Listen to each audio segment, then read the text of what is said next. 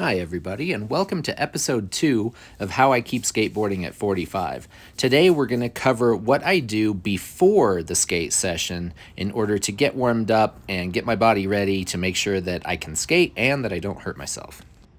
So number one, I like to get moving and get warm, especially on this day when I was filming. It was cold, it was foggy. I need to get my body warmed up before I do anything else. So I do like 20 jumping jacks. I do what I call striders, where it's like jumping jacks, but from front to back instead of out to the side. That's these coming up right here. Kind of like cross-country skiing, but with no snow. And then I'm going to move on to some skiers. The point here is to get your blood flowing and get your ankles and your knees warmed up and ready to move. Not real dynamically yet, well, like they will when we get to the skateboard, but just get them started. So at this point, anything that you like to do to bounce around, warm up those feet, ankles, and knees is probably a good idea.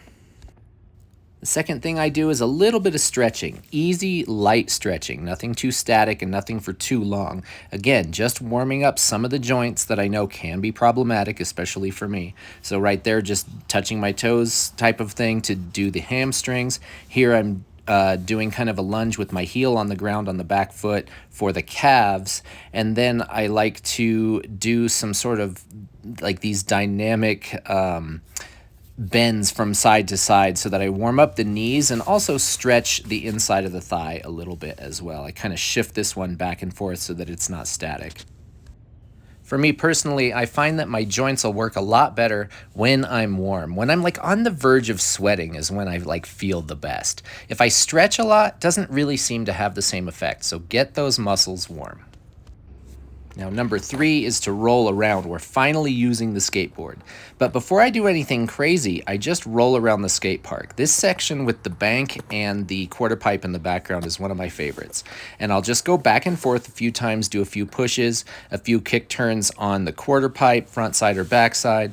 When I get to the bank, I like to do various types of pivots. On this one, I did a backside kick turn, that was front side kick turn, and then I'll mix it up and try some other stuff as well. This one coming up is one of my favorites and one that I almost have to do to get my session started, that backside fakie 360 pivot. It's actually fun and feels really good too. So for my mental game, that one's really important to kind of get one of those. It feels good, it's fun, even though it's easy, and it kind of gets me going for some other tricks that we're going to build into. And as I come back, I'm even going to do something switch. It's a switch front side kick turn, and I can't believe I got that first try because that's not as easy as it seems, at least not for me. So just cruising around and getting your feet on the board is important, not only physically, but for your mental game as well, to just kind of get yourself prepared and building towards what you're going to work on for the day. I also like to do some flat ground manuals, or at least try to. On this day, for some reason, flat ground manuals did not really want to happen. So I tried to do some regular manuals, got a decent nose manual. Those are fun as well, and I like to do them up and through the bank from time to time just to kind of challenge myself for something different. And it felt really good to get these going both directions with a regular manual. So again, not just for my body, but for my mind as well, and get everything going. And then finally, number 4, I'm finally going to do my warm-up tricks. And my warm-up tricks most of the time are the basic 7. Ollie, both 180s, both shove-its, kickflip, and heel flip.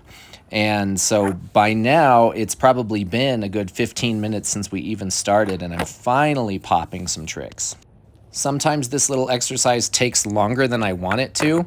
On this day, shove-its were being naughty. They did not want to come out. So sometimes I miss these a lot, but that's another reason to do this, is for my consistency, so that I can keep getting the tricks that I've done before and make sure that I don't lose them.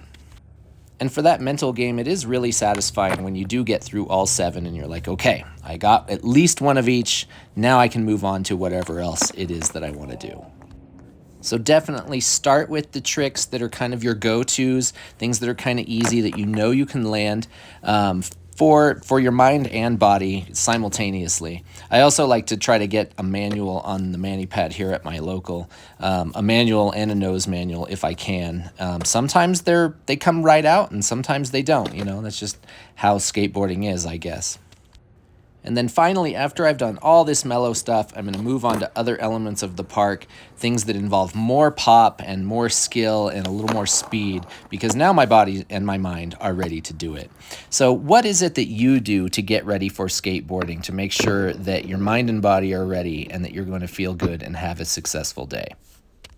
So as always, thanks for watching, and we'll see you next time.